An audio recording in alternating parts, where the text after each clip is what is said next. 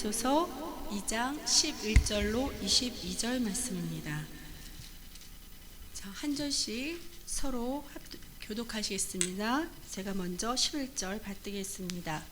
그러므로 생각하라. 너희는 그때 육체로는 이방인이요 손으로 육체에 행한 할례를 받은 무리라 칭하는 자들로부터 할례를 받지 않은 무리라 칭함을 받은 자들이라.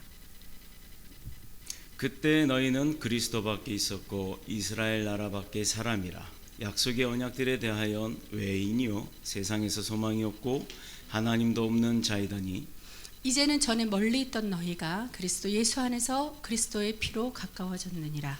그는 우리의 화평이신지라. 둘로 하나를 만드사 원수된 것 곧 중간에 막힌 담을 자기 육체로 하시고 법조문으로 된 계명의 율법을 폐하셨으니 이는 이 둘로 자기 안에서 한 세 사람을 지어 화평하게 하시고 또 십자가로 이 둘을 한 몸으로 하나님과 화목하게 하려 하심이라.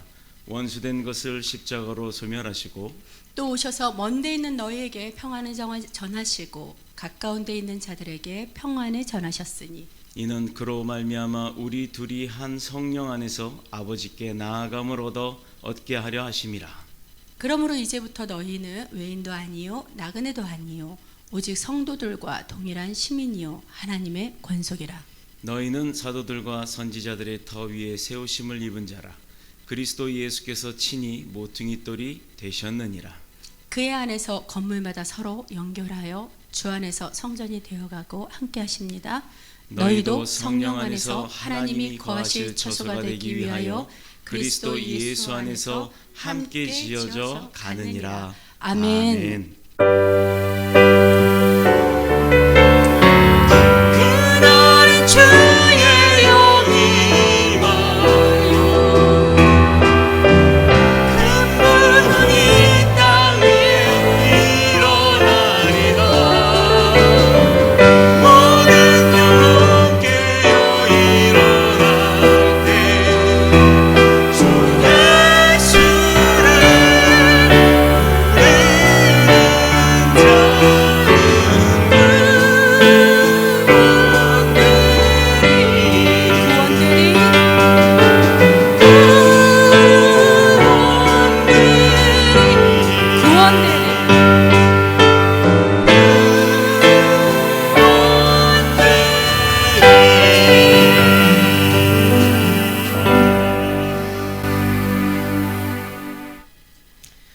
아멘. 할렐루야. 반갑습니다. 우리 앞뒤 사람을 보고 잘 오셨습니다. 은혜 받으십시다 하고 인사 나누겠습니다.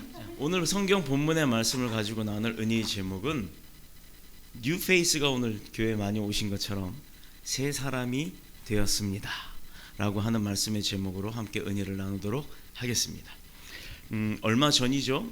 이제 벌써 3년이 됐네요. 2016년 3월 9일부터 15일까지 바둑을 좋아하시는 분들은 다 기억할 아주 역대적인 사건이 우리나라에 있었습니다. 이세돌 구단이라고 하는 아주 바둑 천재와 그 로봇 프로그램이죠. 컴퓨터 프로그램인 그 알파고라고 하는 구글에서 만든 인공지능 알파고와의 그 인간과 컴퓨터의 대결이 있었어요. 그런데 첫 판에도 이세돌 구단이 지고 두 번째 판도 지고 세 번째 판도 지고 네 번째 판에서 한 번 이겼나요? 근데 그것을 가까스로 이겼다라고 표현을 합니다. 그리고 다섯 번째 판은 역시 마찬가지로 참패를 당했어요. 돌을 던졌다라고 표현을 합니다. 더 이상 못하겠습니다 라고 표현할 정도로 인간의 참패로 끝나고 말았습니다. 그런데 이것은 어떻게 보면 우리가 살아가는 이 세상 가운데에서의 삶의 문화, 인간이 만들어가고 창조해 나가는, 하나님은 세상을 창조하고 우리를 창조하셨지만 그 만물의 영장, 세상을 다스리라 했던 그 명령대로 우리 인간들의 지혜로 만들어낸 그 기술을 활용하고 많은 것들을 창조하고 문화를 만들어냈는데, 그 가운데 사람이 만들어낸 컴퓨터 기술에 의해서 사람이 지고 말았던 아주 문화적 충격이 큰 사건이었죠. 자, 그 이후에 중국의 어떤 사람하고도 또 했는데 또 이겼다, 컴퓨터가 이겼다는 등등. 그런데 많은 사람들이요, 그 인공지능 AI라고 하는 것으로 인해서 인간의 삶이 앞으로의 삶 가운데서는 좀 편리해질 거다 그렇게 생각을 하고 또 그렇게 믿고 있습니다. 그것 때문에 개발을 하는 거죠. 그런데 잘 아시다시피 저도 컴퓨터를 전공한 사람이에요. 그런데 사실 저는 그 포딩을 하고 코딩 작업을 했을 때 맨날 그 에러가 나는 부분들이 생깁니다. 그 명령어에는 뭐 막 프로그램이 가동을 하다가 어느 순간에 딱 정지가 되면서 요즘에서 쓰는 뭐 그런 프로그램들이 아니고 막 새까만 바탕에 글자가 올라가는 그런 프로그램에서 나오는 명령어가 뭐라고 나오냐면 do not work 또 그리고 syntax error라는 메시지가 뜹니다. 뭔가의 문장에 에러가 생겼다라고 얘기를 하고 지는 스톱을 해버려요. 그럼 사람들은 그걸 찾기 위해서 수천 줄에 달하는 그 모든 프로그램 코딩을 다시 한번 훑어봅니다. 머릿속으로 막 연구를 합니다. 머릿속으로 이미 데모레이션을 돌려보는 거예요. 그래서 잘 될 것이다 라고 해서 어느 수치를 찾아서 변경을 해보고 수정을 하고 에러 수정을 하는데, 그것을 몇천 사람 몇만 사람이 할 수 있을 만큼의 분량을 할 수 있는 컴퓨터들이 이제는 인공지능이라고 해서 자기 스스로가 자기의 문장들을 찾아서 이것은 syntax에 에러가 있으면 어떤 부분에 에러가 있는지 자기 스스로 고치는 상황까지 지금 와 있는 거예요. 자, 그러다 보니까 어떤 문제가 있느냐? 어느 영화에서 사람이 그 컴퓨터에 의해서 지배를 받고 또 컴퓨터가 전쟁을 일으켜서 뭐 미래 시대에서 뭐 그 인간을 구하러 오는 뭐 그런 영화 있잖아요. 로봇 나오고 막 해서 이렇게 손 딱 하는 거. 이름이 뭐였더라? 뭐죠? 무슨 영화였더라? 그 터미네이터. 네. 그런 영화가 우리는 지금 가상이라고 하고 FX 영화라고 하지만, 저는 컴퓨터를 전공한 사람의 한 사람으로서 지금처럼의 추세라면 어쩌면 인간이 어느 순간에는 그 기술에 의해서 지배를 받지 않을까. 자, 오늘 우리 안 목사님께서 기도하셨던, 또 우리 주보에서 기업체를 놓고 기도할 때 보면 엘림 블록체인이라고 하는 그 회사를 놓고 기도를 합니다. 다들 아시다시피 블록체인 하면 요즘 무슨 코인 해가지고 무슨 가상화폐, 뭐 암호화폐, 돈 이걸로 계산을 하는데요. 그게 아니라 그 기술을 개발해낸 회사의 대표 회장님이 안 목사님의 오빠세요.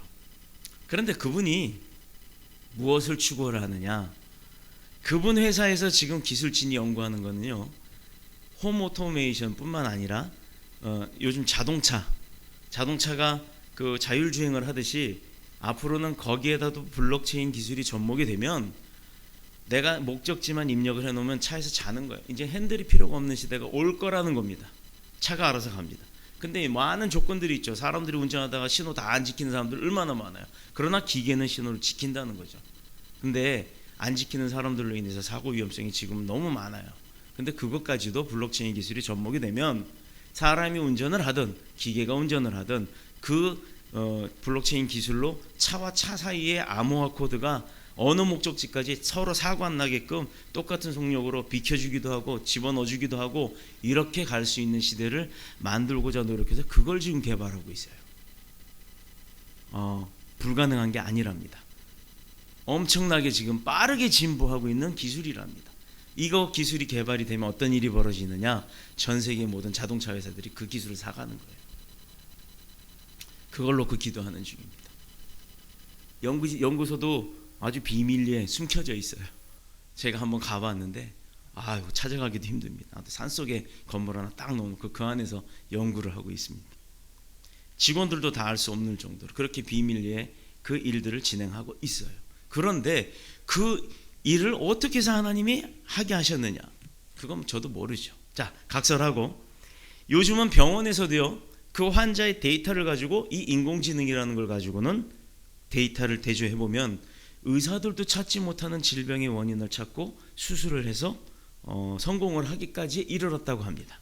자, 어쨌든 알파고라고 했던 이런 그 인공지능에 대한 사람들의 반응은요, 어떻게 보면 충격적이고 미래에 대한 염려까지도 나온다는 겁니다. 지금은 프로그램이 단순하게 인간이 입력한 대로만 움직이죠. 그래서 차에 입력을 했으면 차끼리만 움직입니다. 그런데 이 프로그램이 나 이제 힘들다고 그만 일하겠다고. 우리나라에 카이스트라고 하는 곳에 가면 슈퍼컴퓨터가 있습니다. 어마어마하게 비싸죠. 이 방보다도 큰 덩치의 슈퍼컴이 있는데 이 슈퍼컴은 한번 가동이 되면 열이 엄청 많이 나기 때문에 옆에 보면 우리 여기 계단 들어오는 것만큼의 수조가 있어요. 그 수조에 일을 막 시키고 뭔가 계산을 하다 보면 부글부글 막 물이 끓어요. 그러다 보면 어느 순간에 자기 시스템에 문제가 생길 수 있기 때문에 잠시 정지하겠다라는 메시지를 띄우고 스스로 잠을 잡니다. 자, 그런데 여기다가 우리 저기 자동차 공장 같은 데 보면 로봇 팔 많잖아요. 그런 걸 하게끔 관리할 수 있게끔 팔을 붙여준다 그러면 지가 알아서 필요한 거 다 만들어내겠죠.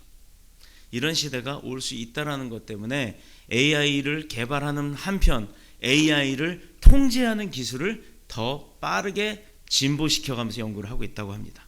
아무튼 20년쯤 지나면 사람들이 사람의 장기 일부를 버리고 망가진 장기 일부를 버리고 그런 기계적 장기를 갖다가 몸에 붙이는 사이보그처럼 살아가는 시대가 될 수도 있다라는 겁니다. 이 또한 하나님이 만들어 주신 인간들의 지혜를 통해서 그런 일들이 다 창조되어지고 진행이 되어지는데, 어떻게 보면 사람이라고 하는 사람들이 그런 기술적 이기주의 또 문명 만능주의 이런 쪽으로 추구를 하다 보면 내비두세요. 괜찮아요. 나는 애기 소리가 막 들어오는 게 너무 좋은 것 같아. 그 현존하는 직업의 반은 없어질 것이다.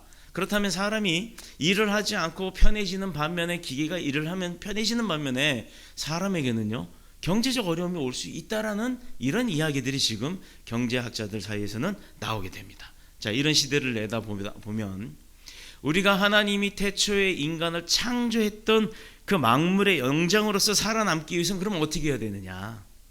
그 만물의 영장의 머리에서 하나님이 주신 기술과 지혜를 가지고 우리가 그 세상을 만들어냈는데, 하나님이 창조한 세상에 더 편리한 인간의 재창조의 세상이 만들어지고 난 그 이후에 과연 하나님의 창조물인 우리는 어떻게 살아야 하느냐? 그리고 기독교는 그런 세상 가운데에서 과연 어떤 존재고 그 위기감을 느끼고 있는 하나님을 알지 못하는 사람들에게는 어떤 것들을 알려주어야 하겠느냐라는 거예요. 그게 우리에게는 이제 과제가 된다는 겁니다. 자, 기독교는 어떤 의미에서 싸움에선 이기는 강한 용사로 만들어내는 것이 기독교라고 할 수가 있어요. 전쟁을 승리자를 만드는 것이 기독교인데 누구랑 싸우죠? 인간들끼리 싸우는 게 아니라 사탄과의 싸움입니다. 왜 그렇게 말할 수 있냐면 우리가 세상 가운데서도요 적용해보면 세상에서 돈이 많고 능력이 있고 권력이 있고 그러면 세상 사람들이요 다 달라붙습니다. 자, 저희가 개척한 지 이제 3년 차예요. 그런데 3년 차 교회에 선교를 갔다 왔다니까 안 믿어요.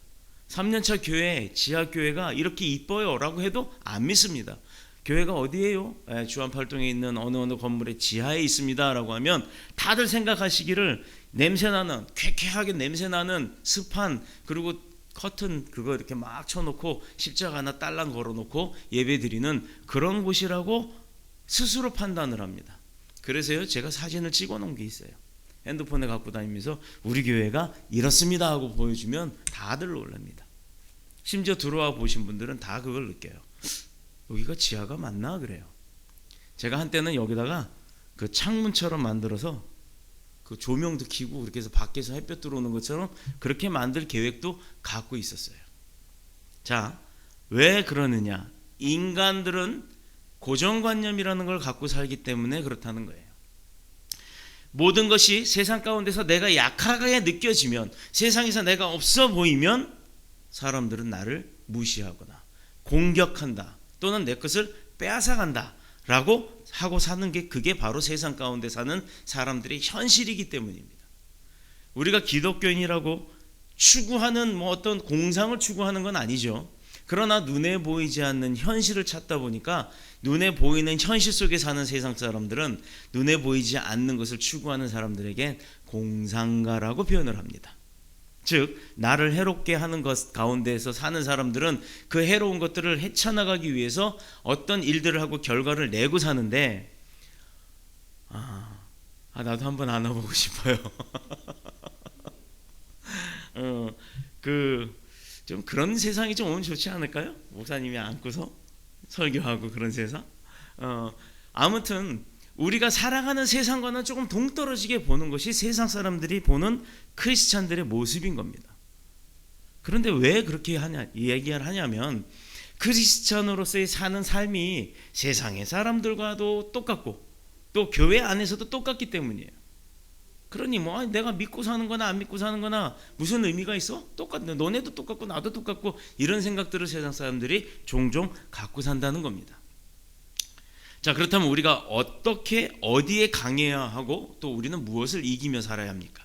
이것은 세상이 주는 그 유혹을 우리는 이기고 살아야 되고 또 세상으로부터 우리가 받고 있는 그 두려움에 대한 것, 어려움이 올 거다, 나에게 고통이 올 거다라고 하는 그런 두려움에 대한 것을 이기고 살아가는 되는 겁니다. 죄가 주는 고통, 또 사단과의 영적 전쟁에서의 우리가 승리하고자 하는 것, 그것 때문에 우리가 믿음 생활을 열심히 하는 거예요. 환란이 오고 문제가 생길 때가 있습니다. 그것 때문에 쓰러지기도 하죠. 정말로 세상은 유혹밖에 없어요. 저희도 어떤 한때는 어떤 큰 기업체도 제가 운영도 해보고 어떤 때는 관공서에서도 근무를 해봤습니다. 하물며 경찰관 근무를 할 때는요, 맨날 보는 사람이 어떤 사람이에요? 도둑놈이요, 사기꾼이요, 무슨 뭐 절도범이요, 강간범이요, 이런 걸로 잡혀오는 사람들만 쳐다보고 살았어요. 그런데 그런 사람들을 다루다 보니까 지나가면 사람들 얼굴을 딱 보면 아, 이 사람은 사기꾼 스타일, 이 사람은 절도범 스타일 이러고 다니더라 이 말입니다. 그 환난과 문제를 전화위복시키는 것은 우리가 살아가며 있어서 우리 힘으로는 안 돼요. 그렇기 때문에 우리가 믿음을 가지고 하나님 앞에 의뢰를 하는 거고, 그로 인해서 하나님의 능력이 우리 가운데 임할 때 우리는 그것들을, 우리에게도 화가 되었지만 진정한 화가 되었다 할지라도 그 화를 뒤집어 엎는 능력이 우리 가운데 생긴다는 겁니다. 자, 그곳에 넘어져 일어날 수 없는 사람들 일으켜 세워주는 사람들이 믿음의 백성들이 돼야 되는 거예요. 세상 가운데 나가서 쓰러진 사람 붙들어서 세워주기도 하고, 어제 우리 교회에서 토요일임에도 불구하고 많은 목사님들이 오셔서 예배를 드리게 되었습니다. 그런데 찬양 소리가 울려 퍼지고 악기 소리가 울려 퍼지니까 어느 한 분이 쭉 달려 들어왔어요. 그분이 누군지는 뭐 다 아실 겁니다. 가끔 우리 교회 오셔서 구제를 받기 위해서 오시는 분이 있는데, 아니 이날따라 그분이 오시더니 더욱하니 저 자리에 앉아가지고 예배를 다 드리시는 거예요. 2번인가요? 3번 오셨나요? 우리는 교회에 그렇게 오는 분들도 그냥 보내지는 않아요. 왜? 하나님의 어떤 목적이 있으니까 보내셨겠죠. 그래서 자그마한 성의로 봉투 하나를 전달했습니다. 그런데 보통 그런 분들은요, 그거 받으면 득달같이 나가요. 예배는 관심이 없기 때문에. 그런데 이분은요, 끝까지 예배를 다 드리고 축도까지 받으셨어요. 얼마나 그분은 축복의 길이 열린 분입니까? 지금 세상 사람들이 바라볼 때는요, 아, 더럽고 추하고 냄새나고 천한 사람. 그런데 우리가 잊지 말아야 할 것은 예수님이 이 땅에 오셨을 때도 그런 사람들을 찾았다라는 겁니다. 교회가 냄새나는 사람이라고 배척하고 못 사는 사람이라고 배척하고 어려운 사람이라고 배척하고 교회에 돈 많은 사람, 권력이 있는 사람만 오기를 원한다면 그것은 교회가 아닌 겁니다. 그곳에, 그런 교회에 하나님이 계실까요? 예수님이 계실까요? 우리는 그것을 바라봐야 될 줄로 믿습니다. 예수 그리스도는 바로 이런 세상 가운데서 우리가 현실적으로 부딪히는 그런 싸움, 그것에서 우리가 승리자가 되게끔 하려 하시는 겁니다. 그래서 우리가 지지 아니하게, 하나님의 백성인 우리가 승리할 수 있도록 도와주시는 분이 예수님이라는 거예요. 그래서 우리가 믿음을 갖는 거고, 믿음을 갖는 삶이 그래서 평화가 있고 행복이 오게 되는 겁니다. 제가 잘 말하잖아요. 하나님 앞에 항복하면 행복해진다. 자, 우리 항복할 때 어떻게 해요? 항복하잖아요. 항복에다가, 항자에다가 하나, 2팔 들었으니까 하나를 더 보면 행복이 되는 거예요. 누구한테 항복을 해요? 세상 사람한테 항복해봤자 종노릇밖에 안 합니다. 하나님 앞에 항복을 해야 행복해지는 겁니다. 하나님의 형상을 그렇기 때문에 입은 사람들, 즉 믿음의 백성들, 신실한 자가 아니더라도 하나님을 알아가고자 하는 그 마음의 열정만 있다 하면, 하나님은 하나님의 형상대로 지은 우리를 하나님의 자녀로 받아주시고 입술로 시인만 하면, 예수 그리스도를 구주로 인정만 하면 구원의 축복을 부어주시는 겁니다. 하나님의 축복을 받은 자가 망할 일이 있어요? 없지요. 그러나 이런 분들이 있어요. 어느 집안에 실제로 있었던 일입니다. 실제로 어느 집안에 그 어머니는 절에 나가시고 또 아버지는 교회 나가시고 딸도 교회 나가고 막 이런 식으로 이제 종교 다원주의, 요즘 말하는 WCC, 저는 아주 그 인정 안 합니다만 그 WCC적 삶을 사는 가정이 있어요. 근데 어느 딸이 안 나가던 교회를 나가게 됐습니다. 은혜를 받았어요. 펑펑 울고 마음이 회복이 됐습니다. 집에서 받았던 억압, 세상에서 받았던 굴욕, 이것이 다 해결이 됐어요. 그래서 기쁨으로 하나님을 만나러 다니기 시작합니다. 그런데 아버지 사업이 망하기 시작해요. 또 어머니가 아프기 시작합니다. 그랬더니 할머니가 딱 하는 말이, 야, 네가 교회 나감으로부터 한 집에 여럿이니 사니까 그래서 집이 망하고 있는 거야 라고 얘기를 하죠. 잘 생각하셔야 합니다. 하나님의 자녀로 가는데 망할 일이 있겠어요? 하나님이 주는 게 아니라는 거죠. 다른 우상들이 하나님 앞에 자녀를 뺏기니까 성질나서 망하게 만드는 겁니다. 그거를 거꾸로 이렇게 얘기를 해요. 우리는 확실한 믿음, 우리가 보이지 않는다고 안 믿는 게 아니잖아요. 여러분, 텔레비전에 사람 나온다고 어머니가 만약에 예를 들어 나왔어요. 우리 어머니가 그 TV 안에 들어가 있는 거 아니잖아요. 우리 어머니는 방송국에 있어도 방송국에서 쏜 전파, 눈에는 안 보여도 분명히 이 기계를 통해서 우리 눈에 보여지는 겁니다. 제가 말하는 이 대화, 이 소리가 여러분 귀에 들어갈 때까지 보여지나요? 안 보여지죠. 그런데도 느낌이 오죠. 바람 부는 게 보여지나요? 바람이 닿는 건 압니다. 이렇게 우리 현실 속에서도 보이지 않지만 있는 존재들이 얼마나 많습니까? 그런데 그런 건 다 믿으면서 왜 예수님은 안 보인다고 믿지 않죠? 이게 참 아이러니한 거예요. 진짜기 때문에 못 믿게 하는 사탄의 공격이 내 옆에도 있어서 한쪽으로는 믿고 싶은데 한쪽으로는 믿지 못하게 하는 끌어내림이 있기 때문에 그렇다는 겁니다. 제가 비유를 잘하는 게 그거죠. 시장에 어머니 손 붙들고 가요. 재래시장 가서 엄마 손 바나나 하나 사줘 이러다가 놔버리면 어머니 금방 잃어버립니다. 그런데 어머니가 막 돌아다니면서 찾다가 찾죠. 요즘 마트에 가면 그런 거 많던데, 누구누구에서 오신 어머니 누구 애가 어디에 있다고 오라고. 잠깐에 우리가 하나님의 손을 놔버릴 때 우리는요 그 자리에 있는 게 아닙니다. 우리가 하나님의 손을 붙들고 갈 때 왜 축복의 길로 가냐? 하나님이 인도하신 대로 그 이끌림을 받으니까 축복의 길로 가는 거예요. 그런데 이 손을 놓으면 그 자리에 서 있고 멈추는 게 아니라 반대쪽에서는 옷자락을 사탄이 붙들고 땅속으로 끌어들이려고 한다고 하고 있다는 겁니다. 이 손을 놓는 순간 가만히 있는 것도 괜찮은데 그렇지 않고 끌려 들어가 버린다는 거예요. 우리가 이걸 알고 살아야 합니다.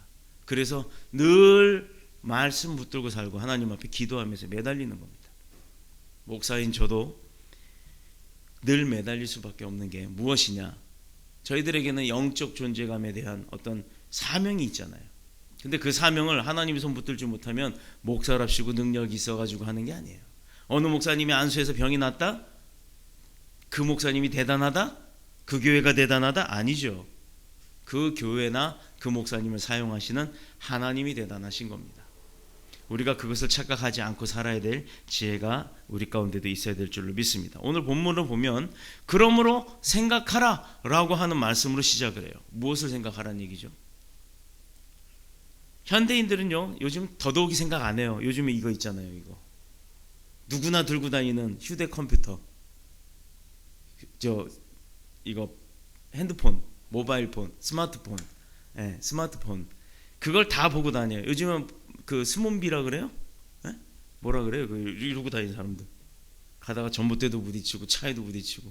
근데 참 대단한 게 핸드폰을 보면 가면서도요 피할 거 다 피하고 가더라고요. 눈이 여기 달렸나 봐.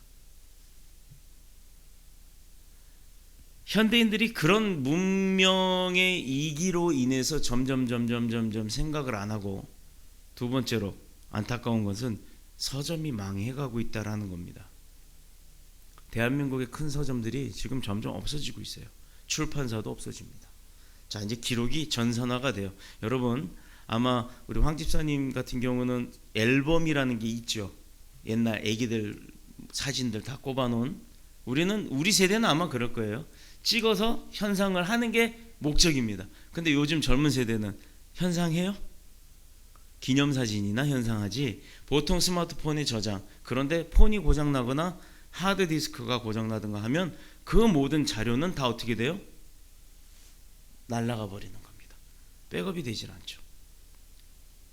이런 부분들 때문에 점점 사람들이 생각을 하지 않습니다. 심지어 남편의 전화번호를 기억 못하는 사람이 있어요.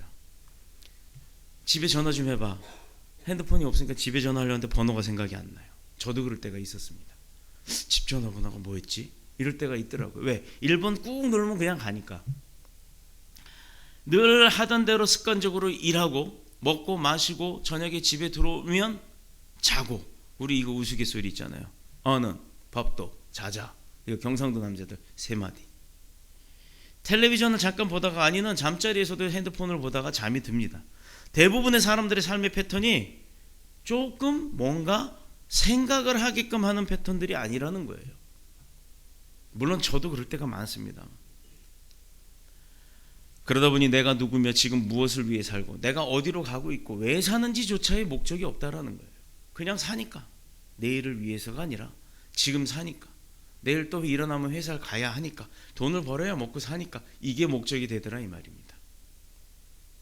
일정한 수입과 건강만 보장되면 그것이 잘 살고 축복인 줄 알고 복인 줄로 생각을 한다는 거예요. 그러다 보니까 생활의 변화는 원치 않고 그 변화가 오면 오히려 두려워한다는 거죠. 환경이 바뀌면 두려워지는 거예요. 그러지 마십시오.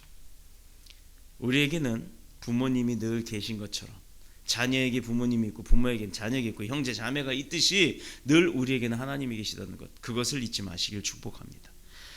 정말 우리가 이렇게 살다가는 정말 인간이 인공지능에 점령당할 것이다 라는 추측일 뿐이에요. 아직 그렇게 되지 않았어요. 또 그렇게 될 때쯤 되면 인간은 분명히 그 영화처럼 또 대적하는 일들을 하고 나올 겁니다. 그러나 기독교는 말씀을 통해서 인간으로 하여금 생각하게 만들고 하나님이 이 말씀을 왜 내게 주셨지를 끊임없이 내가 되뇌이게 만드신다는 거예요. 과거를 돌아보면서 미래를 향해서 절망이 아닌 소망을 갖게 하신다는 겁니다. 나도 할 수 있어. 아, 쟤도 했는데, 아, 쟤도 저렇게 믿으니까 되던데 나는 더 믿으면 더 되겠지라고 하는 그런 소망이 생기게 하신다는 겁니다. 그렇다면 본문이 오늘 우리에게 말하는 건 뭐겠어요? 왜 새 사람이 되었습니다 라고 이야기를 합니까? 내가 예수 그리스도를 만나기 전을 한번 보자고요. 내가 예수님을 만나기 전에는 어땠는지 이제 만나기 시작한 사람들이 잘 이해가 안 될 수도 있습니다. 그러나 이미 하나님을 만나고 이 자리에 나와 있는 이 모습, 이전 모습을 보면 내가 어떤 인생으로 살아갔는가, 그것이 간증거리가 다 될 줄로 믿습니다. 간증이라는 건요, 창피한 게 아니에요. 내가 과거에는 이랬어요. 그런데 하나님이 나에게 어떤 축복을 주시고 어떤 인도하심으로 인해 내가 지금 이렇게 섰습니다 라고 과거 것을 버리기 때문에, 그래서 새 사람이 되었다라는 것을 간증은 자랑을 하는 겁니다. 저로 따지면요, 맨날 도둑놈만 강도만 이런 사람들만, 그것도 강력반이었기 때문에 5대 강력범이라고 해서 교도소 가면 그 사람들 구분돼요. 노란색으로 명찰 불고 심지어는 빨강색까지 다는 그런 사람들, 최소한 감옥 가면 5년 이상 살아야 되는 중범죄자만 다루던 부서에 있었습니다. 상상을 초월합니다. 상상을 초월해요. 어떻게 인간으로서 이런 짓들을 하고 살까? 그런데 그런 사람들을 만나보다 보니까 다니면서 사람들이 다 그렇게 보이더라 이 말이에요. 의심부터 합니다. 그래서 제게 목사의 명령이 떨어졌을 때, 하나님 제가 어떻게 그런 걸 합니까? 못합니다. 쫄딱 망했죠. 집에 쌀 떨어지고 때거리 없어갖고 내일이 추석인데 오늘 라면 하나 놓고 둘이 손 붙들고 울었어요. 펑펑. 세상적으로야 망했다라고 생각하고 재기할 가능성 없다. 둘 다 뭐 돈을 벌 수도 없다. 지금 당장 내일이면 월세로 보증금 다 나가고 집에서 쫓겨나게 생겼다. 그땐 찜질방도 없으니 갈 데도 없죠. 요즘은 찜질방에도. 우리 이 강대상을 헌물해 주신 그 전도사님 가정이 이 강대상을 왜 헌물했냐면요, 이분들은 6개월 이상 찜질방에서 사셨어요. 아이들까지 다 데리고 홀딱 망해서 남편은 남편대로 어디로 갔는지 확인도 안 되고, 어느 날 봤더니 남편은 우유 배달하는 데 가서 그 배달 그 장이라 그래요. 새벽마다 그 우유가 오면 그걸 쌓고 차에 싣고 이런 걸 해야 돼서 거기서 웅크리고 자고 있더라고요. 그 소파 한쪽에서. 그렇게 생활을 하던 분이 저희를 만나게 됐습니다. 개척하기 전이죠. 예배를 같이 드리기로 했어요. 첫 예배 드리고 둘째 예배 드리고 셋째 예배 드리고 무슨 일이 벌어졌냐? 남편분이 직장이 옮겨지게 됩니다. 조금 더 환경이 좋아지고 많이 받을 수 있는 곳으로. 그러고 나서 그분들이 소망이 생기기 시작합니다. 우리 가족이 모여서 살자.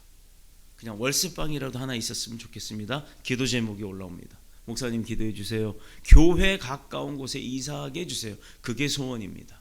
기도했습니다. 한 달 만에 어떤 일이 벌어졌느냐? 잘 거래가 없던 오빠를 통해서 집이 생겼어요. 원래 이렇게 뭐 사이가 안 좋았던 오빠인데 그 오빠가 어느 날 갑자기 무슨 건물이 팔렸다고 돈을 일부를 딱 띄워주더랍니다. 그래서 집이 바로 교회 바로 요 위쪽에 생겼어요. 그러고 나서 이분들은 전도사가 되셨고 이제 사역을 하러 나가셨습니다. 그거 감사하다고 이것을 헌물을 하고 가신 거예요. 물론 뭐 사람들마다 각각의 사연들은 다 있겠죠. 그런데 사람이 사람답게 살려면요, 내 과거가 어땠는지를 버리고 있는 것이 아니라 그 과거를 발판 삼아야 할 줄로 믿습니다. 그래서 사도 바울은 본문 11절 12절을 통해서 우리 과거를 밝혀요. 그것이 뭐냐? 예수 그리스도를 만나기 전인 우리의 과거는 그리스도의 바깥에서 살았다 이거죠. 이스라엘 나라 바깥의 사람이더라.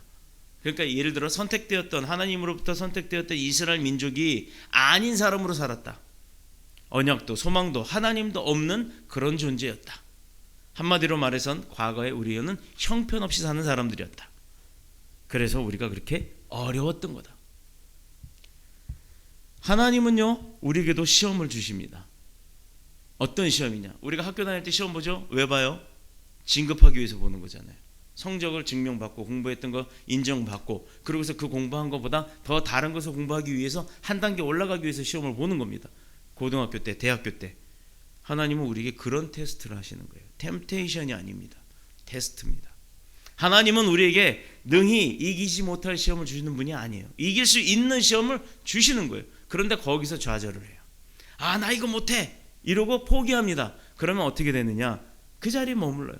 또 시험거리가 없어서 좀 살만하다 싶어서 다시 이렇게 올라올 때쯤 되면 또 시험이 걸리죠. 또 좌절합니다. 또 올라오면 또 시험이 걸리고 또 좌절해요. 이 사람은 진급을 할 수가 없어요. 그런데 어려워도 그 테스트를 이기는 사람은 누구나가 그 다음 단계를 바라보는 소망이 생기는 겁니다. 하나님은요 우리에게 주시는 그 시험이 우리를 키우고 성장시키기 위해서 주는 시험이라는 거예요. 그러니 시험이 오면 그 시험 뒤에 것을 바라보는 믿음의 눈이 열리시기를 축복합니다. 하나님을 알지 못했던 우리를 위해서 첫 번째로 그 신분에 놀라운 변화가 생긴다는 겁니다. 하나님을 알기 전에 사람의 모습에서 하나님을 알고 난 이후의 사람의 모습은 어떻게 바뀌었느냐? 19절 그러므로 이제부터 너희도 외인이 아니요 나그네도 아니요 오직 성도들과 동일한 시민이요 하나님의 권속이라. 이거 대단한 거죠. 인정하시겠다는 거예요. 나 너 알아. 너 내 거야. 이제부터는 어떤 부모가 어떤 사람이 뭐라고 해도 너는 내 거야. 그 부모가 책임진다는 겁니다. 그 부모가 누구예요? 하나님이에요. 이방 땅에서 나그네로 사는 게 아니라는 거죠. 하나님 나라에 속한 백성으로서 당당하게 권리 주장하고 어깨 딱 펴고 허리 펴고 세상에 향해서 외칠 수 있는 힘을 주시겠다라는 거예요. 지불도 없는 목사가 개척교회 이제 겨우 개척교회밖에 안 되는 목사가 한다는 소리가 홈페이지에 인사말에 나는 큰 교회 목사가 되고 싶습니다 라고 외쳐놔요. 저희 교회 홈페이지를 들어가서 보시면 목사 인사말에 그렇게 돼 있습니다. 뭐야? 저도 거기 써놨어요. 비웃을 수도 있을 거예요. 비웃을 수도 있지만 내가 말하는 큰 교회는 그런 교회가 아닙니다 라는 단서가 달려 있어요. 이것은 뭐냐면 우리는 나약합니다. 그러나 아버지는 강해요. 그 아버지의 자녀가 됐고 종이 됐고 제자가 됐고 백성이 됐는데 우리가 뭐가 두렵겠냐 이 말이죠. 딱 1년 됐죠. 우리 가람이는 갔다 왔죠. 캄보디아에 선교를 갑니다. 캄보디아 선교 가기 전에 많은 일들이 있었어요. 마이너스 200만 원이란 교회 재정 통장이 그랬어요. 아니 통장이 200만 원인데 개인들이 비행기 값을 낸다 치더라도 사역 벌려야 될 많은 비용도 거의 한 돈 1,000만 원 되는 비용이 필요한데 그거는 어떻게 재정이 채워지나? 갔다 왔으니까 채워졌다는 얘기죠. 어떻게 채워졌겠습니까? 여기 무릎 꿇고 전 교인이 내내 그 일정을 앞둔 일주일 전까지도 재정이 확보가 안 됐는데도 하나님 갑니다. 가라고 했으니까 갑니다. 순종합니다. 재정 채워주세요라는 기도를 했습니다. 그랬더니 하나님은 얼토당토 않는, 우리가 생각할 수 있는 방법이 아닌 정말로 황당한 방법으로 하나님은 재정을 채워주셨어요. 그래서 신나게 갔다 왔습니다. 5명이 무슨 선교를 가? 웬걸요? 그 교회가 뒤집어질 정도의 큰 은혜가 있었습니다. 지금도 매주 이제 오늘 오후에 되면 또 문자가 올 겁니다. 페이스북으로 그 교회에서 우리가 행했던 일이 이어져 가고 있다는 그 증거들이 드러나서 메일로 계속 옵니다. 목사님, 우리 이번 주에 이 찬양했어요. 우리 찬양팀이 이렇게 찬양했어요. 엄청 잘해요. 악보도 볼 줄 모르고 악기도 다룰 줄 몰랐던 그런 사람들을 일주일 동안 내내 다른 거 안 했어요. 악기만 가르쳐줬습니다. 찬양하는 방법을 가르쳐줬습니다. 우리 가람이 드럼이며 신디며 다 가르쳐줬죠. 그런데 그 아이들이 지금은 열심히 찬양을 하는 찬양팀이 되어 있더라 이 말이에요. 1년 만에 그들의 모습이 변화된 것을 보면 우리는 비록 5사람이 같지만 하나님이 하실 때는 어떤 일들이 그쪽에서 벌어졌는지 아무도 모른다는 겁니다. 마찬가지로 내가 하나님 알기 전의 모습, 내가 하나님을 알고 난 다음 지금부터의 모습, 이제 여러분들은 축복의 반열에 들어오신 겁니다. 이 사실을 요한이 증거했죠. 영접하는 자 곧 그 이름을 믿는 자들에게는 하나님의 자녀가 되는 뭘 주셨다? 권세를 주셨다는 거예요. 권세, 권력, 세력, 그 힘을 주셨다 이거예요. 세상의 권세가 중요한 게 아닙니다. 헬라어로는 엑수시안이라고 말하지만 그 권세가 아버지 것, 내 것. 놀부신 분 그렇잖아요. 네 것, 내 것, 내 것, 내 것 이러지만 우리는 하나님의 백성으로서 아버지의 자녀이기 때문에 이제 하나님 아버지가 가졌던 그 모든 권세가 우리에게 있는 겁니다. 그래서 나사렛 주 예수 그리스도 이름으로 병마야 떠나라 하면 떠나는 거고, 질병아 뭐 물거나 나의 고통아 다 떠나라 그렇게 외쳐대면 그게 바로 그 믿음으로 하는 그대로 이루어진다라는 겁니다. 안 해봐서 모르는 거죠. 해놓고도 떠나라 해놓고도 떠날 거야라가 아니라 떠나라 해놓고도 떠날까 이런단 말입니다. 그게 문제라는 거예요. 하나님이 하시는 것 의심하지 맙시다. 하나님이 하시는 것 내게도 이루어진다라는 것. 남이 받는 축복이 남의 것이 아니라 그 축복도 내 것이라는 것. 이런 영적 욕심은 갖고 사는 자부심 있는 저와 여러분이 되셔서 정말로 하나님 나라 확장에, 하나님 나라에 쓰임받는 귀하고 복된 제자들, 백성들이 다 되시기를 그리스도이신 예수님의 이름으로 축복합니다. 축원합니다. 기도드리겠습니다.